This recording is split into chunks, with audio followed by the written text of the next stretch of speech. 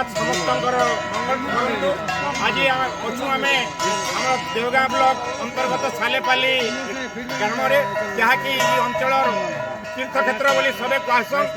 आज इने महासमारोह आमर प्रभु जगन्नाथ देवस्नान पूर्णिमा आडंबर पालित होचे एवं आपण मैंने जानिछन इटा देवगाँ ब्लॉक सालेपाली गाँ इने ये अंचल तीर्थक्षेत्र बोली सबे कहसन। इने आपणकर वार्धक्य आवास अच्छे छुआ मानकर आश्रम अच्छे अंधमुख पविर स्कूल अच्छे पुरुषोत्तम तीर्थक्षेत्र अच्छे कालेश्वर बाबा मंदिर अच्छे महादेव मंदिर भी अच्छे। आपण मैंने आसुन समस्ते दर्शन करुन प्रभुंकर आशीर्वाद नौन समस्त को जय जगन्नाथ।